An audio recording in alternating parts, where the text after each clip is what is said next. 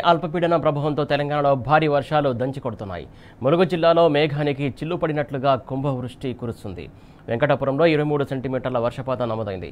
మేడ్చల్ జిల్లా అలియాబాద్లో 14.6 సెంటీమీటర్ల వర్షపాతం నమోదైంది.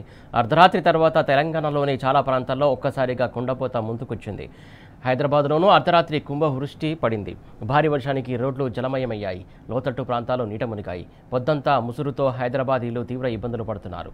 ద్రోణి ప్రభావంతో కొన్ని జిల్లాల్లో ఉరుములు మెరుపులు, ఈదురుగాలులతో కూడినటువంటి అతి భారీ నుంచి అత్యంత భారీ వర్షాలు అక్కడక్కడ కురిసే ఛాన్స్ ఉంది.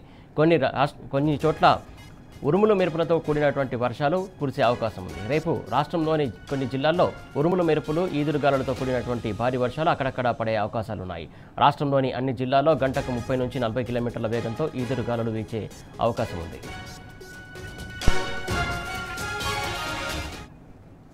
రైట్, దీనికి సంబంధించి తాజా అప్డేట్స్ మా కరెస్పాండెంట్ అరవింద్ అందిస్తారు. అరవింద్, చెప్పండి. ఏదైతే చూసుకుంటే రాష్ట్రంలో ఇప్పటికే కొన్ని ప్రాంతాల్లో భారీ నుండి అతి భారీ వర్షం కూడా కురుస్తుంది. ప్రధానంగా చూసుకుంటే ఉత్తర తెలంగాణ నుండి దక్షిణ తెలంగాణ వరకు కూడా ఉత్తర తెలంగాణ సైడ్ ఏమో ఎక్కువ ప్రభావితం అవుతుంది. దక్షిణ తెలంగాణ సైడ్ ఏమో తేలికపాటి నుండి నిశ్చితగా వర్షాలు ఉంటాయి. ఇప్పటికే రంగారెడ్డి, వెలుగు, భద్రాద్రి కొత్తగూడెంలో అతి భారీ వర్షాలు కూడా కురిసే అవకాశాలు ఉన్నాయి. ప్రధానంగా చూసుకుంటే కొన్ని ఏరియాలో ఇప్పటికే ఆరెంజ్ అలర్ట్ కూడా జారీ చేశారు. మరి దీంట్లో భాగంగా ఆదిలాబాద్, సిమరలి, హైదరాబాద్ జిల్లా, నిర్మల్, జగిత్యాల, భద్రాద్రి కొత్తగూడెం ఈ జిల్లాలకు ఆరెంజ్ అలర్ట్ కూడా వాతావరణ శాఖ అధికారి ఇప్పటికే తెలియజేశారు. ఏదైతే ద్రోణి కారణం అంటే ద్రోణి తెలంగాణ రాష్ట్రం వైపు నుండి ప్రవహిస్తుంది కాబట్టి దాని ఈ ప్రభావం తెలంగాణ రాష్ట్రంపై ఎక్కువగా ఉంటుందని నిన్న వాతావరణ శాఖ అధికారి తెలిపారు.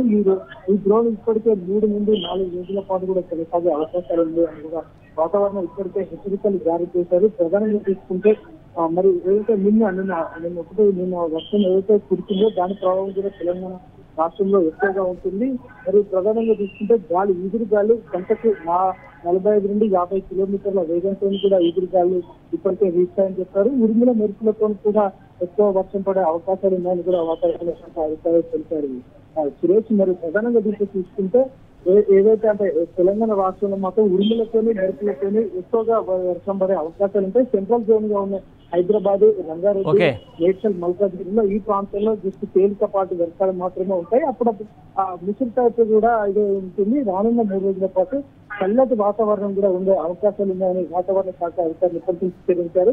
మరి ప్రధానంగా వారు జిహెచ్ఎంసీతో కానీ మరి డిఆర్ఎస్ స్టేట్ తో కూడా అనుసంధానమై లోతట్టు ప్రాంతాల్లో కూడా ఎక్కడైతే వర్షం ఎక్కువగా ఉండే అవకాశాలు ఉంటాయో అక్కడ వారికి కూడా వాళ్ళతో హెచ్చరికలు కూడా జారీ చేయడం జరిగింది. అప్రమత్తంగా ఉండి ఎప్పటికప్పుడు మానిటర్ చేసుకుంటూ ఉండాలి. ఎఫెక్టివ్ ప్రాంతాలకు మాత్రం దాన్ని సురక్షిత ప్రాంతాలకు తీసుకెళ్లి వారికి ఎలాంటి ఇబ్బందులు లేకుండా కూడా చూసుకోవాలని చెప్తున్నారు. మరి ఈ వర్షానికి కారణంగా చెరువులు కానీ, ఉద్యానాలు కానీ, వ్యవసాయ పొలాలకు వెళ్లే వారికి కూడా ఏదో ఇబ్బంది కలిగే అవకాశాలు ఉంటాయని కూడా ఇప్పటికే వారు హెచ్చరించారు. Right Arvind, thank you.